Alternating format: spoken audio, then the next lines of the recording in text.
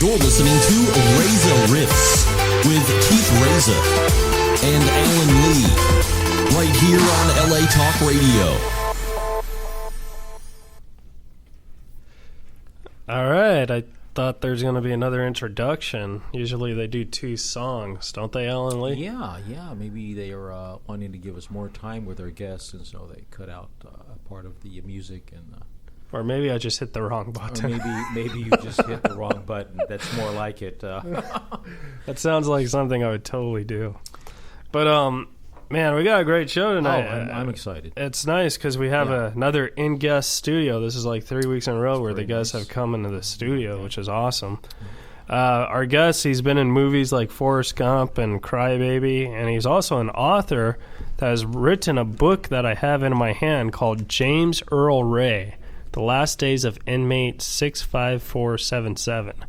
And it was written by our guest, Michael Gabriel. How's it going, Michael? Hey, thank you Michael. so much for having me. Thank you. Yeah, man. Thanks for doing it. Now, Michael, I feel like you and I have a relationship where I could call you Mike. Absolutely. We were talking before the show.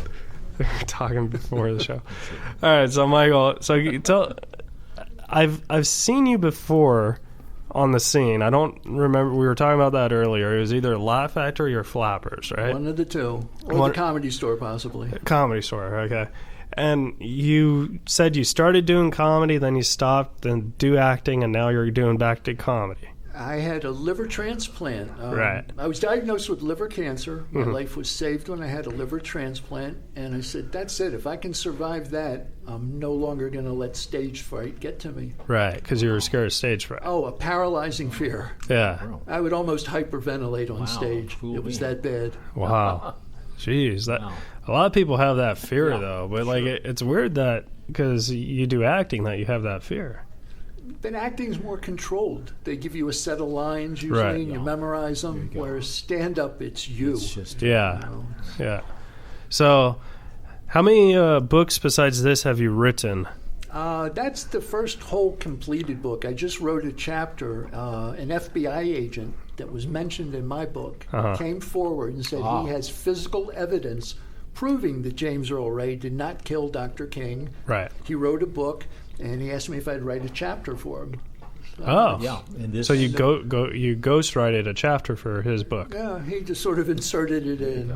Wow. More of my friendship and relationship with James Earl Ray. So this is Michael's child. So this is he gave birth. Yeah, this one is. I was visiting James Earl Ray in prison for a year. I saw him every day the last 6 months of his life. I mean, every day in a row.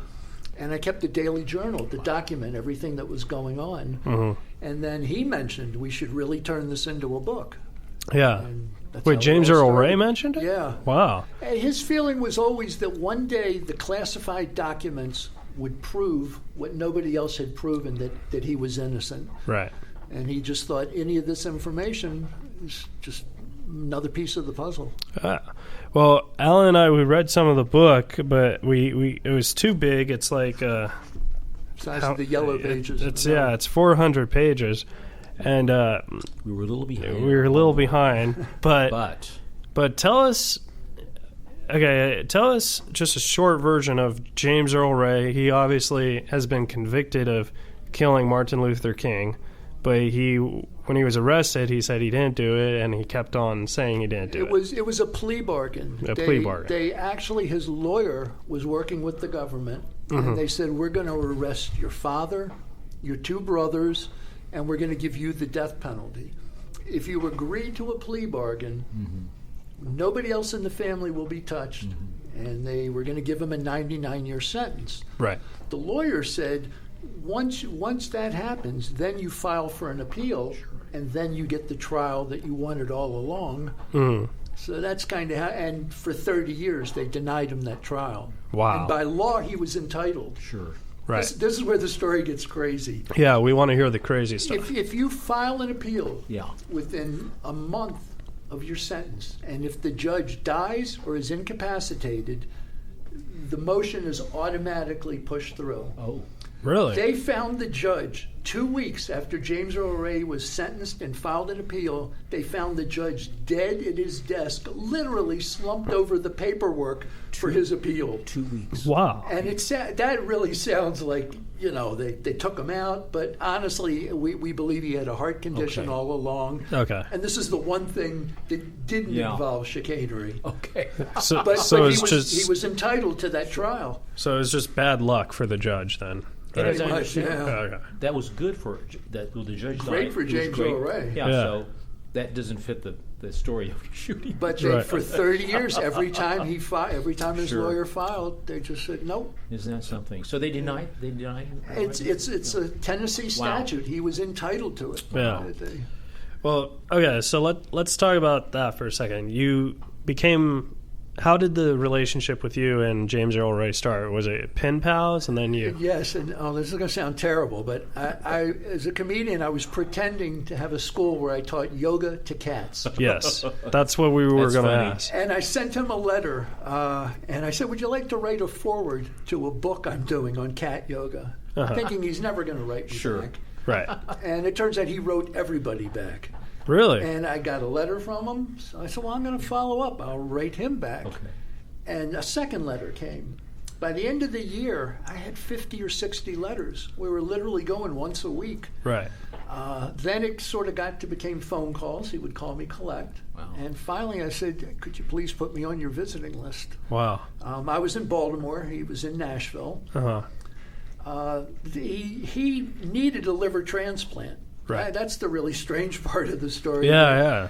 That he was stabbed in the prison library maybe 20-something years earlier. And when they gave him a transfusion, they couldn't test blood back then. And he got hepatitis.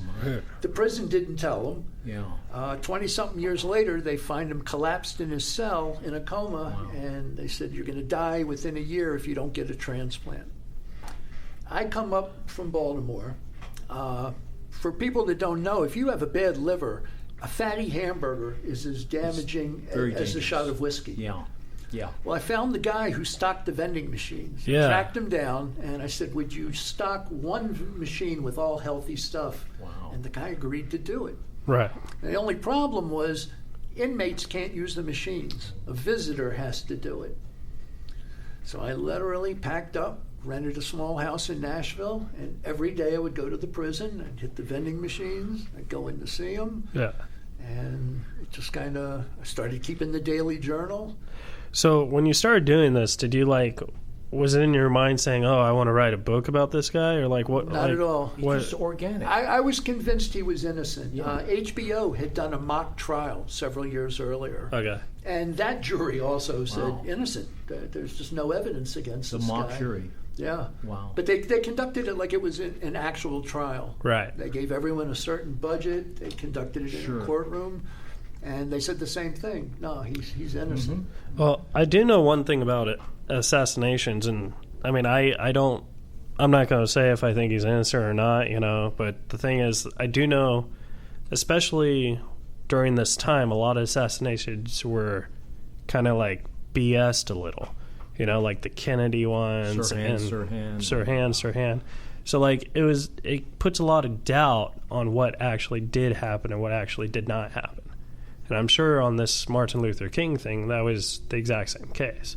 And the fact that you visit him every single day for 6 months, so you're going in thinking he's not guilty. But what part did you decide, hey, I want to write and document this? When I saw some of the dirty tricks that were playing against him. Oh, so they were screwing with him in prison. They wanted him dead. Right. They did not want him getting a trial. They did not want him getting a liver transplant. There's a substance called silymarin, milk thistle extract. It's kind of a food additive. It's not really a vitamin. Right. It's rumored to be helpful with people with liver problems. Yes. So I asked the warden, could I buy a bottle and give it to you guys and he can take it every day? It's very expensive. So they say there's a whole way you do this. You have to have a special pharmacist. It has to be sealed when it comes to us. Long story short, the warden approved it. Said, now instead of having you go to the prison infirmary every day of the week, we're going to give you a week's worth to keep in your cell. 2 days later, they raid his cell, confiscate the pills, Wow. and formally charge him with possession of drugs. Oh my God. And I said to him, "Why? We have written out the Jeez. writing where they say they approved your having it. Why would they do this?" Right. He goes, "Well, they can leak to the media Mm-hmm. that I've been busted for drugs, and people will say, why should we let him have a liver transplant if he's a junkie?" Right. By the time they come out and prove that it's not drugs and it's the pills they said he could have, the too damage late. will have been done. Right. The retraction will be buried in the middle Too of the late. paper. Too late. Wow. So he had me. He stole the paperwork from the warden, gave it to me to smuggle out of the prison, And you got it. and I anonymously faxed it back to the warden, and I threatened that if this is leaked, I will leak this, Nice. and Huh. we will expose you. Very And the whole thing was quietly dropped. Nice. Wow. And that's when we said, we got to tell the world what. You guys. And that's going on? not even the worst one. They literally tried Yeah. to trick him into signing a false confession. Oh, yeah, I'm Wait. sure of that. Yeah. He would go into the hospital and have 25 pounds of fluid drained from his stomach. When you're dying, you need a liver transplant. Your body makes an ammonia-like fluid, and it has an effect on you. It's like having Alzheimer's. Yeah. Oh my. And literally, he couldn't write, didn't know what day it was. Oh dear. They would take him in the hospital, drain the fluid. The next morning, he would be sharp as a tack, Sure. like nothing ever happened. Yeah. So they planned to have a guy come in and have him sign a confession fluid- while he was in that Yeah. out of it stage. Oh, yeah. I called his lawyer, and they waited until the lawyer was in London. Right. So I called the lawyer, told him what I thought was about to happen. He filed paperwork that made me a special purpose local agent, giving me the ability to take documents into the prison as if I were a lawyer, and they're not allowed to see them. Right. So I brought the documents in, he signed them, and those documents prevented this DA and anybody else from seeing him without the lawyer. So they were never able to get him to sign that confession. Without the lawyer's presence. Yeah, that's pretty scary because I watch a lot of forensic files and stuff, and like they always kind of like fake confessions. You know what I mean? I mean, half the time, they end up committing the crime and stuff, like, because at the end of the show they tells you. But And the whole routine they use, I don't know if you remember with Kennedy, but Oswald, they sent him to a movie. He was caught in a movie theater. right. All of a sudden, 20 cops come in, like the whole state of Texas. They Sure. know that, that's the guy, and he's at that theater. Right. I actually don't think Oswald killed Kennedy. I don't either. I don't know. Yeah, I think it was definitely the government. I do think Oswald did kill the police officer. What was his name? Tippit. Tippit. We know Tippit. Yeah, She's the one with- he definitely killed that dude. Ruby. But, it was because he was scared or whatever. I mean, so Oswald was no saint. But Absolutely. Yeah, but I do think, I don't think he killed the president. And then the same thing with Sirhan. We know that he fired shots at Robert Kennedy. Right. At the hotel. Greer, the football player who jumped on him, and a Right. room full of people said he was never more than 5 or 6 feet close to him. Right. And he's standing in front. The coroner said the bullet that killed Robert Kennedy was in back of his left ear and close enough to leave a powder burn mark. Wow. You can't do that from 5 feet 5 in feet front. away. Yeah. Yeah, well, I mean, can't get a powder burn. nowadays we could figure that out, but back then, you can't really.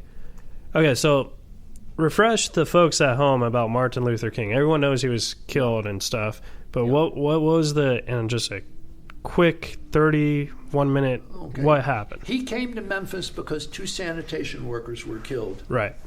We have since found out that they were deliberately killed to lure Dr. King here. They had So it was a someone- setup to get him absolutely, there. Okay. Absolutely. They took care of everything. There was all the black firemen in the firehouse next door were transferred. They detained the police officer that was his bodyguard from being at the scene. Right. There was a false report put out that had cops going to the other end of the city. Sure. And somebody transferred his room to where he was in a balcony now. So it was a setup from the very beginning. Yeah. And we're fairly convinced it was Hoover that was the initial J. Edgar Hoover. Edgar Hoover. The president. No, No. head of FBI. Oh, the FBI. Oh, okay. Right. And he hated King with a passion. Yeah. Yeah. Absolutely hated him. But there was also a president named Hoover, right?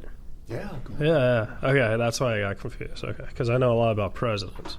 Not a lot about FBI. Keith went to public school. Okay, so he's at kidding. he's at the hotel, and then Well, he's met by a handler named Raul that the government has always denied existed. right, Raul said, let's make some money selling rifles. So they sent him out to buy a rifle. They send him back saying it's not the right rifle. We're convinced they did it to make him more memorable to the store owner. Sure. right, So he brings the rifle back, gives it to the guy, and that's it. And they're making plans and doing stuff, and the guy says he's supposed to meet him by the boarding house. right. And James O'Reilly has a flat tire on his Mustang and leaves to go to a gas station. While he's at the gas station, he hears on the radio about the assassination, puts two and two together, and says, I better get out of here. Right. Keeping in mind, he's an escaped fugitive already. Yeah, So because that's right. he So wasn't. the He fact wasn't. that he had nothing to do with King wouldn't matter. Yeah. If he's grabbed, he's going to prison. He for was being, on the run. Because he still did Moment. stuff. Yeah. Like, didn't he like steal a car or something? He did. Like, Well, he had a Mustang that Right, he right. owned. yeah, And they tried to claim that him and his brother robbed banks to get the money for it. That's right. And we know that's not true. right, And they have since come up with evidence that Clyde Tolson, J. Edgar Hoover's number one guy, supposedly gave money to the warden to allow Ray to escape. wow, So it went back Amazing. even farther than we thought. yeah. Okay, so James Earl Ray, he wasn't. He was still in Tennessee, he but was he a criminal. Yeah. Oh, no, definitely. He wasn't Yeah. a murderer. Yeah. That's- So so Martin Luther King gets shot, and they blame it on James Earl and Ray. he takes off. He takes off. And he circled through Georgia and then ended up in Canada to get fake ID. Now you got to ask yourself, why would James Earl Ray go to Canada unless he was directed? Right. And the ID, the names that he used, we have since found out that all these people have connections to the military Wow. and that they looked like him. Sure. So it's almost like these were handed to him. Sure. It's almost like he's shepherding. He has handlers. It's almost like a production. And they always denied that Production. Raul existed. This FBI agent, Donald Wilson, It's kind of weird that his name is Raul, because like if someone told me, "Hey, there's a guy named Raul," I'd deny that too, only because of his name. Sounds a little. It sounds a little. Portuguese, Yeah. Okay, that's- So I'd be like, I don't know, no Raul. Well, Anyways, I'm sorry. I'm sorry. But excuses. I lost my train of Raul thought. and, the Oh, Mustang right. So, and the gun. so this FBI agent, Donald Wilson, goes through the Mustang, finds a couple of pieces of paper, and one of them says Raul, and it has a phone number. Wow. So there's no doubt that the guy existed. The second piece of paper had a phone number to what turned out to be one of Jack Ruby's nightclubs. Oh my. And Jack Ruby, for the folks at home, is the guy who killed Lee Harvey Oswald. Right? And you go, well, why would the two be connected? Right. Well, all three assassinations, Robert Kennedy, JFK, Happened within 5 a years. couple of years in Yeah. the 60s. So anybody in the CIA, FBI that's in this type of group, chances are it's the same group of people. Wow. That's very interesting. A little scary, too. Yeah, Very but it's. I'm not saying it's not scary. I'm saying it's interesting because the Jack Ruby thing, like I knew he killed Oswald. I think a lot of history buffs would know that too. But like regular people would be like, "Who the hell is Jack Ruby?" You know what I mean? So okay, so There was a guy, I'm sorry to cut you No, off, no. there was an assassination researcher who was considered the number one guy named Harold Weinstein. Right. Weinberg. We were reading it. Weisberg. Weisberg. He literally is being interviewed on live radio, and he says, I don't know the exact wording, but he basically said, the information I have is that Robert Kennedy could be next. Less than 24 hours later, Robert predicting- Kennedy was killed. Wow. And he said, I was never so sad to have a prediction. This is less than 20, and he did it on live radio. yeah, So there's no That's got- fudging of the dates. Is that amazing? that's got to Yeah. sting a little too. That'd be like, holy crap! I gotta watch what I say on live radio from now on. You know what I mean? You never know. Yeah. Okay, so you became good friends with James Earl Ray. You helped him get food and medicine and stuff. Did he ever tell you like that he had any knowledge of who did it, or literally the only thing he knew was that Raoul asked me to do A, B, and C. Right. And they had little bits of information they found out. You know, on that A, B, and C, Michael, Raoul, just for the audience, do A, B, C. Well, he was the handler. The handler. That was, he goes Yeah. up to James Earl Ray and says, I want you to buy this rifle. Buy this rifle. Then I want you to be at this place at this time. Okay. And pretty much just took him everywhere he needed to be. Okay. Well, Had him rent the room at the boarding house. Right. And Raoul, he approached James Earl Ray I think in a bar. A bar. Yeah. That's what I thought. Okay, very good. At a bar, yeah. Yeah. That's usually where people named Raoul hang out. Lounge. That would be a good place for him to go to, Raoul. Well, we got to be careful because we don't even know if Raoul's alive right now, Raoul's so he might be listening. Raoul's Actually, cousin. he is. Yeah. And then they claim he's back in Portugal, Wow. and that he has an unusual amount of government protection for Wow. a guy who's a nobody. Really? Right. Wow. That's amazing. They watch Oh, it. Alan just started to choke on his tongue. No, it was a candy, but the timing on that was weird. No, but the guy's alive. Well, yeah, some people. In Portugal with government protection. The Memphis officer, now, and this is what I'm reading from the other book, The Right. Plot to Kill King. Yeah. The Memphis police officer that shot King is supposedly still alive. Wow. And the lawyer interviews him in the book. Wow. And there's a part where they found footprints in the field in between the boarding house where other people said they saw the shooters come from. I remember a little footnote on that, the footprints. Yeah. And they were size 13. And when he interviews this cop, who they believe is the shooter, he says, what size shoe do you wear? And the guy goes, size 13. Oh my. Wow. And he was the best marksman on the Memphis police force. Yeah. Size 13 is not one you find over at Right. Ross Dress for Less. 13 is like that's. 13's pretty big. That's on That's on the for sale rack. I'm 6'6", No, and but I you're- only wear size 12. Yeah, Yeah, no, yeah. Michael is a very tall fellow. Yeah. Well, yeah. You are Very a tall dude. Yeah, very tall fellow. Like, have you always been that tall? I was born in Oak Ridge, Tennessee, because my father was working at the Atomic Energy Commission. Oh my. Right. So who knows Wow. if it was radiation or not. Okay. So then I read in your book that Oliver Stone had interest in doing a movie about this. We were about to ask you. Oliver Stone was in pre-production. He had writers, he had scenery, he had actors. And then the story I heard was he gets arrested for drunk driving, and allegedly they found drugs in the car.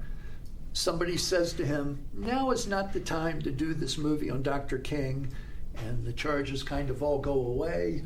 But, I mean, he was in pre-production and ready to go. Yeah. So that obviously had to scare him a little because A lot. Yeah. Well, yeah, because Oliver Stone, he's a guy who's very, he's very. Oliver Stone was a military guy. I thought he, correct me, Michael, he was in Vietnam. Yep. Yeah. So he What was knows- the movie with Charlie Sheen? Platoon. Platoon. Platoon. Yeah. Yeah. Platoon. Yeah. So Oliver Stone do you think he should now do this movie? I wish he would. Yeah. I really do. At one point, James Earl Ray sent me, before he decided to do the movie, there's a painting he did in there of a battle scene in the Vietnam War. Right. And he had it made into these lithographs that he signed. And he asked me, he said, would you get on a plane and go to California and give one to Oliver Stone and a note and try and get him interested? So I flew out here. So wait, you met Oliver I Stone? didn't meet Oliver Stone, but I met the president at the time. I think her name was Janice Yang. And she was the head of his production company.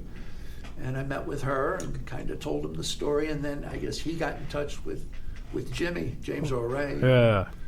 And kind of went from there. Wow. Yeah, I think they should do it and have you write the screen, like rewrite it You would based on this book. Very good I'd part love of to. I know with the lawyers, there have been several books out. And it's the compilation of all of them. There's really nothing we don't know about this case anymore. Yeah. Michael's book is a compilation of the correspondence, with these excerpts that get you thinking, because it's coming, obviously, out of the mouth of James Earl Ray, and it has a very eerie and very, it pulls you right in. I tried to only use quotes that I actually knew it was an exact quote, because usually they make up stuff. Yeah. You know, they go, we know this meeting took place between these two characters in this film. But we don't know exactly how they said it or what they said. Right. Every time I quoted him, that was exactly what he said. Yeah. Now, I just have one more question that has nothing to do with anything, but I'm only asking this because this guy is actually one of my good friends, and he's one of my comedy mentors. Tom Arnold is in this book. So you know what? I missed. Go Yeah. ahead with that. I want to hear The this. craziest part was I'm in Memphis. I want to hear this Tom Arnold story. Well, he was at House of Blues, I believe. Was he doing stand-up? It was a charity event. And Right. if you brought a can of food, you got in for free. Oh, So I thought, that's a great chance to meet Tom Arnold. right. So I grab it, I walk in, and I'm wandering around, and he's maybe 10 feet in front of me, and he goes, holy cow, he goes, you're the guy from Geraldo. And this is the nuttiest thing. He knows who I am. Right. I mean, I'm nobody. You know, I got on the Geraldo show and pretended to teach yoga to cats. That's great. He evidently saw it. Yeah. And just thought it was hysterically That's funny. amazing. Wow. So he kind of signed his picture for me. And Yeah. That's great. Yeah, Tom's an awesome a great guy. Yeah. Great guy. Okay, so this cat yoga thing, like what gave you the inspiration to do that? Funny. I had a cat that was double jointed. Right. And the cat could contort herself into odd positions. That's funny. So I'd show the picture. It was a way of meeting women. I'd walk up and say, Wait, you can meet women saying you do cat I'd show yoga? the picture. And I'd say, you ever see a cat do this? And they kind of, oh, it's so cute. And we'd start talking. Sure. And this one woman, she said, what's the cat doing? Cat yoga. She goes, what? I said, yeah, there are temples in Tibet where they teach the ancient art of cat yoga. So I went and I had somebody make what, I think there's a picture in there. They sewed a turban for my cat. Right. They made a floor-length cape for me. Yeah. And I posed for the pictures, sent it to the tabloids, and they did a full-page story. That's great. And that kind of... And the story actually got you into the O.J. Simpson trial in a way, kind of. That was... And that's the Dominic Dunn we were talking about? Dominic Dunn. I didn't mean to fast forward. No, he wrote... Oh, I forgot about Dominic Dunn. Once they picked up on the story, Dominic Dunn was covering the trial for Vanity Fair once a month. Yeah. So he wrote about my engagement to Rosa Lopez. She was known as the maid from El Salvador. Sure. Right. Then at some point the following month, I tell him that. But you weren't actually engaged to her, right? I flew to El Salvador to meet her. Yes. Yeah. O.J. signed these cards while he was in the L.A. County Jail, and I thought this is probably the strangest collectible ever.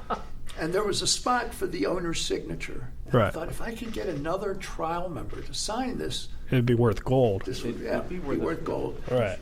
So I got in touch with Rosa Lopez, and she made the mistake of saying, if you're ever in El Salvador, you must come over.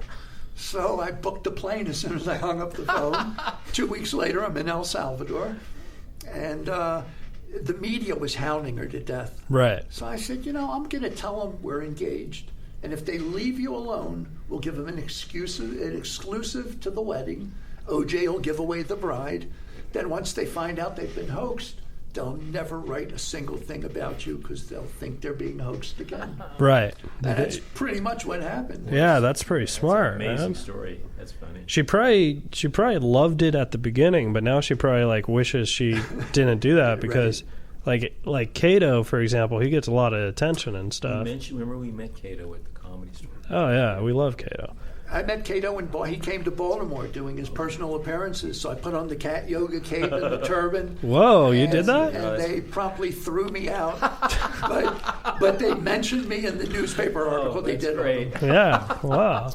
God, I love that cat yoga. So many women out here with the mat and the whole thing. It's like a cult-like thing. So when he says cat yoga in Tibet, that's hilarious. I had to tell people that I charged $500 an hour to stop people from harassing me for, you got to give little fluffy private lessons. I'll pay anything.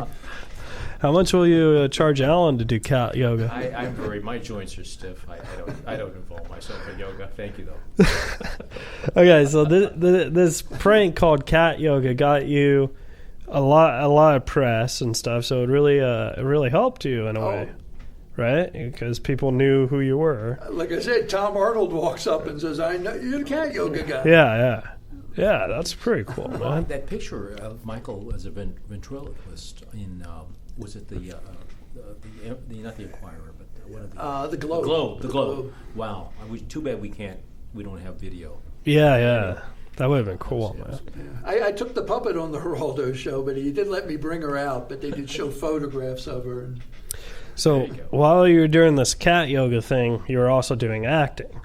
So did you do the cat yoga while you were in acting? Or no, it was just more of, you'd be talking to casting directors. What are you doing lately? And well, I've got this thing going on. That's a and great sort of laugh starter.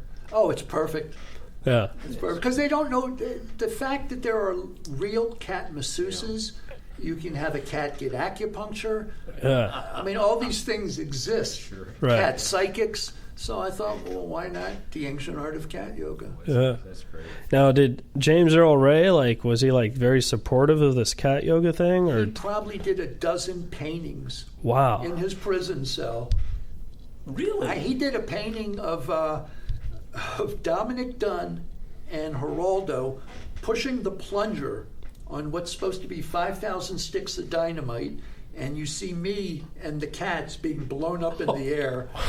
And it was because, this is what they were thinking, because they hated me once the hoax came out. Yeah. He did ones where cats in prison doing cat yoga. He did one of the Easter Bunny being stalked by the cat yoga cat. God, that's funny. So, James Earl Ray has some creative energy that he likes to hit the canvas. Yeah, so obviously James Earl Ray liked the paint or something, right? Well, I think that a lot of inmates, if you get any notoriety, it's a way of making money. They make money off it? Not a lot, but a lot of these guys put stuff up for sale. And, wow. They make little arts and crafts and stuff. Yeah. Euthanasia. I mean, Kevorkian, was it Kevorkian? He was a big. He wanted the mandate to. Dr. Kevorkian. Dr. Kevorkian. I actually saw it. I went to a gallery. They're scary. Yeah, have you ever seen Kevorkian stuff? Have you seen the stuff by John Wayne Gacy? No. The clown. Yeah, the clown. The clown. Yeah, no, it's funny. Yeah. Now, see, I always separated James Earl Ray's paintings because he didn't do it. Yeah, right. I thought it's sure. So that's good. Forgive me if I keep on going on the subject, but I'm just so fascinating. But so you became for example, Alan Lee is my best friend, and I love Alan Lee with all my heart. I would do anything for him. Appreciate that. But if he was convicted, you leave me to rot. If he was convicted of murdering somebody or something, I would not visit him every day. This is Hollywood. But suppose you were convinced he was innocent. That's true. Okay, I would appreciate. Let me get back to that. If I was convinced, if I convinced Alan Lee was innocent, I'd still visit him once every now and then. But you saw him every single day. That's right. I just wow, that's just so fascinating the because more stuff I saw them doing to him, it just only reinforced. Sure. Oh, so that's how it started. So you went to go visit him to meet him, and then you saw what they're doing to him. Then you're like, all right, this isn't right. Yeah, I can't leave. I'm gonna stick and I'm gonna ride this out the whole way through. He took some steps with it. Okay, because that's different. Because if I went to go visit Alan Lee and he had a black eye, I'd be like, oh, Alan, were you hanging out with Bubba or something? Thank you. Thank you. But comedy, it's always comedy. No, but I get that, because so I get that. I was lucky enough to do something few people have ever done. Usually, and you've seen this in the movies, when you visit an inmate, they bring them to the visiting room. Yes. And there's guards watching. Glass. And that's when they're in a big room and everyone can walk around. Right. And there's also the kind where the glass is in front of you. They got to the point where they would literally escort me through the prison and lock me inside his solitary prison cell. Wow. And then come back for me an hour later. So I'm in the cell that he spends 24 hours a day in with all his belongings, his case files, and we can talk about anything we want and no one's listening. That's fantastic. Now, were you at all, before you got to know him, were you at all a little terrified? It's a little scary being in the prison at times. Uh-huh. But I actually got to the point where they used to yell at me because I would wander off And they go, this isn't a frat house. Right. You know, those guys want to kill you. Trust me. Yeah. And I go, no, they don't. They like me because I'm friends with James Earl Ray. Right. They would never touch me. Tennessee. The prison was in Tennessee. Memphis. Memphis. There you go. He was in a few of them. Memphis, Nashville. The last one was Nashville. That's amazing. He was in it's called a special needs facility. It's pretty much a hospital for inmates that are dying. Right. But it's also a highly secure, security federal prison. So you were telling me in the elevator that Playboy went to go interview him. That is so funny. And he did the monthly interview that you see everybody else do. Right. And they asked him, "Oh, are you going to escape?" And he said no. And then the next day he escaped. Wow. Is that amazing? Like, you have heard. So, and if you buy that issue, you can go on eBay and buy copies of that Playboy issue, and it's all in the interview. How right. The warden tells him. He shows up to interview him the next day, and the warden says he's not here. He escaped. Then they had to wait until they recaptured him, and then they continued the interview like it was nothing. See, the first question I would be like is like, so remember the other day when you said you wanted to escape?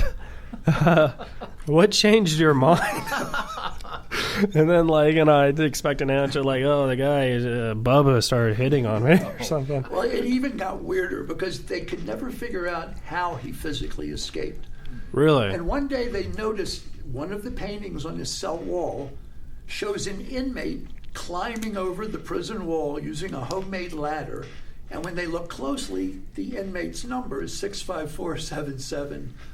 Which is James Earl Ray. Wow. And I've got he used to write coded letters to the prison would read every letter, stamp it inspected. They'd listen to every phone call. So he devised a code. Right. His brother would help him escape and plant items in the woods for him to dig up. Well, he seems to be a highly intelligent fellow. A very bright guy. Yeah, he became a jailhouse lawyer. Oh, he was so well. Oh, really? Oh, wow, that's amazing. I didn't. So James Earl Ray became a jailhouse lawyer? Unofficially. Oh, right. He would help other inmates. James Earl Ray was my lawyer. I filed. He was your lawyer. I filed it.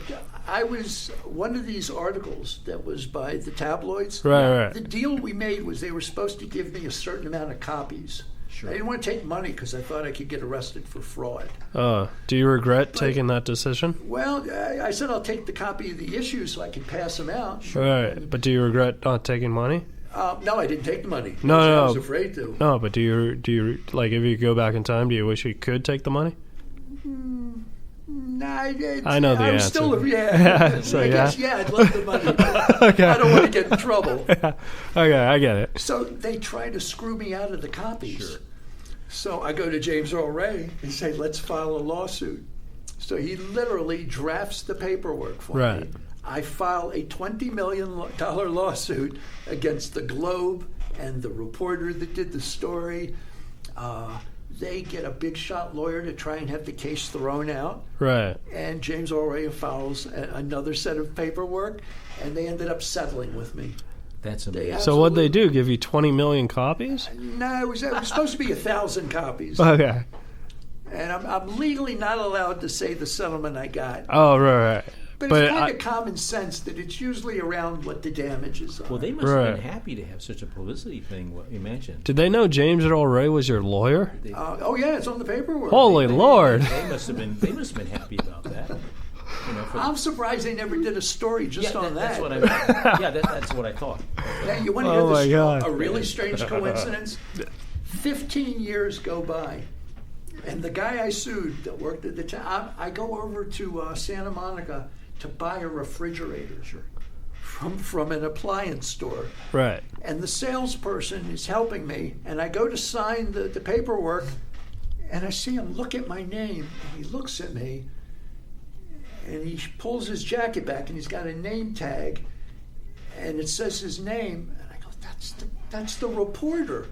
Well, and so I asked him, and he says, years later I got fired by the tabloids. Yeah. And this is how he ended up selling appliances. But what are the odds that a guy I sue for an article on the East Coast. Ends up 15 years later, he's selling appliances in Santa Monica, and I walk in to buy a refrigerator from him. Yeah. That's what makes it. I hope he gave you a great deal on that refrigerator. Only in Los Angeles. Did he give you, he'd be like, oh, by the way, this one comes with the freezer.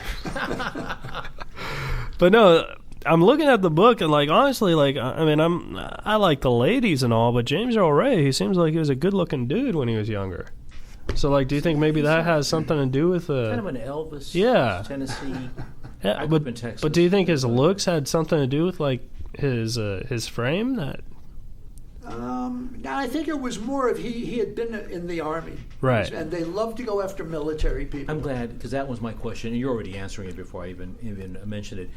You know how they sort, and we were talking about, the military and so forth, that they find, just like casting, and I guess we were talking about how he looked, but go ahead with that. And some of them, they do testing. Remember that thing with that COINTELPRO? Go on with the that. LSD, they give it to people. Go on with that. And that's where they seem to mine a certain group of people that they can use. That's right. It says here that Dexter, who is Martin Luther King Jr.'s son, said, "My family and I believe that you did not commit this crime." They helped pay for some of his medical bills. They paid for stuff behind the scenes to they really made an effort to try and help him. That's Dexter so, like, King. But they were convinced he was not the guy. Right. Yeah. Because in the quote that he answers Dexter, he says, I didn't do it. Right. No, I didn't. And Dexter responds, I believe you, and we'll do everything we can. So that's got to be like something positive on. I mean, I know James Earl Ray is dead, but to clear his name, that's got to be like something more positive that the Kings don't believe he did this. Yeah. You know what I mean? So that's kind of positive. And she won a civil suit that she filed years ago against one of the conspirators. Wow. So literally a jury, a formal jury in a courtroom heard the evidence, said not guilty. Wow. Wait, so he's actually been proven not guilty? Well, in the civil trial. Oh, in a civil trial. They kind of did the same thing in the OJ case. Right. The OJ deal. They filed a civil suit, and the King family did it against one of the conspirators. Right. And he kind of rolled over and started talking. Well, dude, I'll tell you one thing, Michael. As soon as this interview is over, I'm going to get on Twitter and tweet Oliver Stone and be like, make this movie. Hey, and, great idea. Yeah, and I'm going to be like, hire Michael Gabriel to screenplay it. Because he has a book. The dialogue. Yeah, you have the dialogue for the book right here. That is like, whoa. It's in my hand. How long did it take you to write this? A couple of years. The problem was I must have had 30 or 40 journals because I took notes, everything. I mean, I saw them every day. Sure. Right. You can imagine, they say a script is usually a minute a page. So I'm there for an hour. You can imagine. Yeah. And 150 visits. Sure. So this is an extract of those meetings that were an hour. Yeah. Yeah. Because the reason why I asked is because, like, I am writing a book, and I've been writing it for about 2 years, and I'm only on the second chapter. So, like, I don't know if I either take writing the book seriously or if I just don't know what to say. And the fact that you wrote a book that, I mean, you spent a lot of time with this dude, you know what I mean? So, like, years. You like, obviously still and did really care about him. I think that's just amazing. I stayed friends with his brother Jerry right up to the very end. Really? And this is just the most frustrating part. The lawyer comes out with this book a month and a half ago, 2 months, called The Plot to Kill King.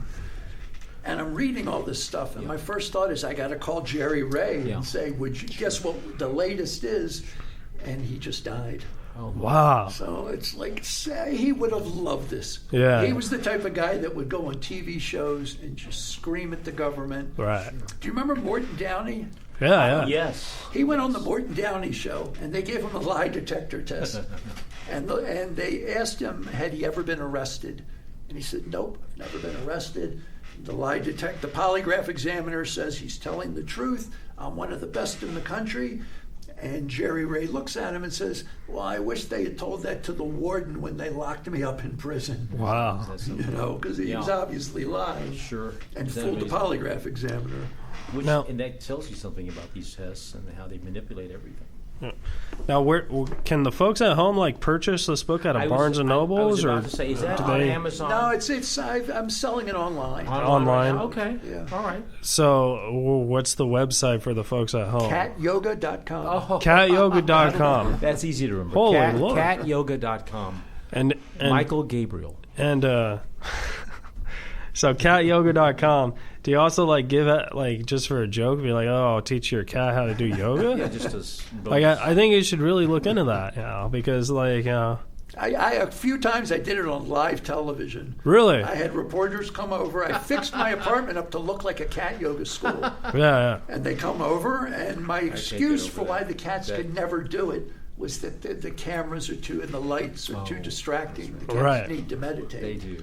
Yeah. They do indeed. Wow. Well, I'm gonna start something called a dog yoga thing and like really give you a run for your money here.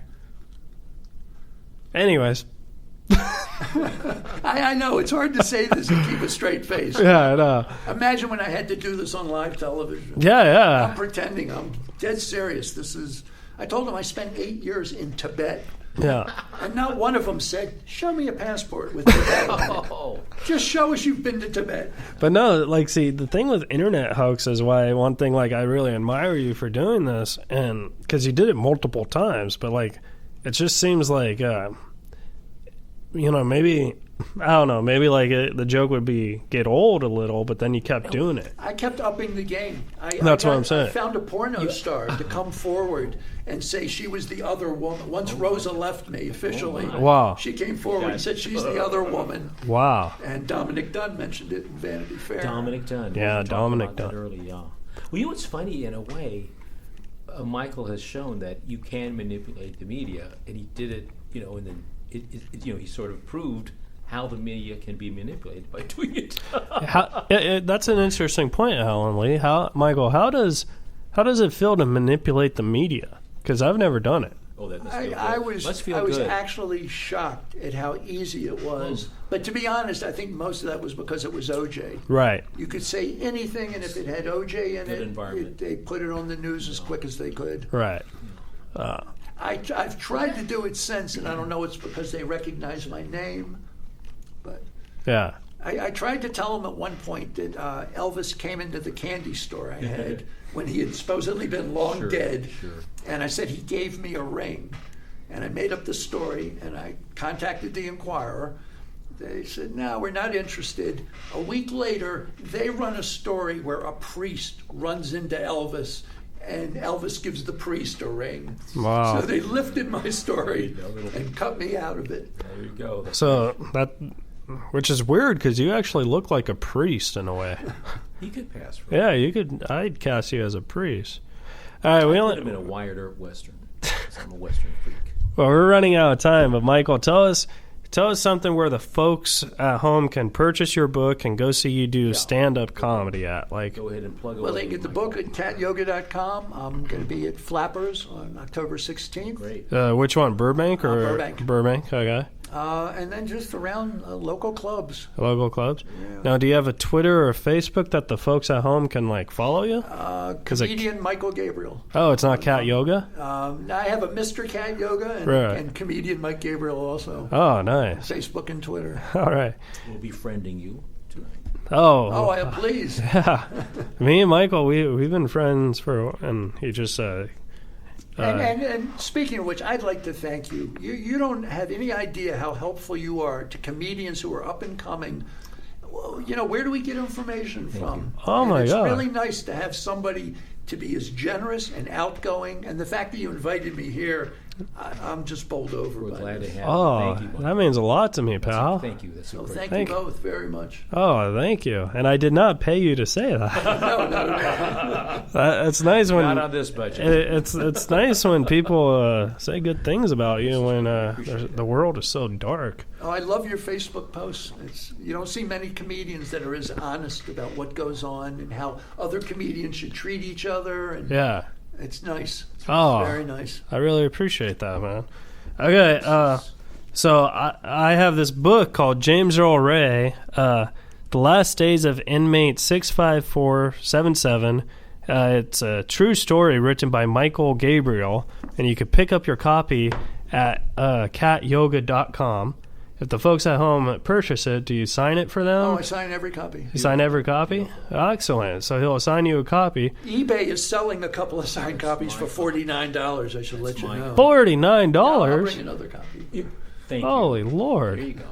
Alan just scored a free book. $49. That's pretty good. It's worth every. Yeah, but I don't get it. You don't get it? No, they took one of my used copies, I guess, and they're reselling it. Oh my God. Is that even legal? No, if they purchased it, they could sell anything they want. Yeah. But man, $49. Like, how much do you sell your book for? Like $15. $15. Wow. They made a little change on that. Yeah, I think you should up it to $50 and then say don't buy it on eBay. Sounds good. There you go. See, All right. You have a good business sense. Well, I'm smart. All right. We could go on. We can go on, but the director's like lighting me. But we only have 45 minutes in the studio. That was quick. Yeah. I knew it would be quick. But boy, we were talking out there, and it's great. But you know what's weird is, like, I interview a lot of people, and like 90% of people who do the show are my friends, personal friends and stuff. But I never say this, but I would like to have you back because I think you're an interesting dude. I second immediately. If you bring me back, I'll tell you about the time I was a Black Panther in Forrest Gump. White Jewish Michael Gabriel played a Black Panther in Forrest Gump. Oh my God! You should have talked about that. I thought you were one of the hippies in Forrest Gump. No, I was a Black Panther. The Black Panther. Who was that? The director said that there were white guys that were radical and against the war, so he had a whole group of Black Panthers, and he wanted one white guy. And I had the oh, right. Yeah. I looked the part. Yeah. For being white. Yeah, that's Other than that. Oh, wow. And then that got me my SAG card. Oh, yeah. Great. Wow. Great. I totally misread your bio then. I thought you said you were one of the hippies at the Forrest Gump. I was like, oh. It was Black Panther. I was a little confused on it. Yeah. Because then I was watching it and I was like, I don't remember seeing, but yeah. There's a picture of me in the book hugging a wolf that was on the set. Yeah. That was kind of scary.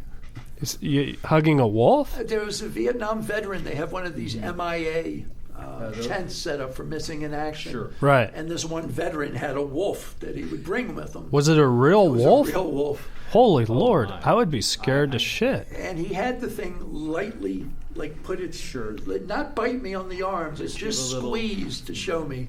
Yeah. Oh. We got the light, but we gotta go. But Alan Lee, do you have anything to promote? Not right off the bat. I mean, I'm glad that the show is going so well, and we have such great guests. Our guest tonight included Michael Gabriel. All right. And we're having a lot of fun here. Well, we'll be back next week, and everyone follow Michael on Facebook and Twitter. Thanks for doing it, Pally. Thank you very much. All right, guys. See you next week.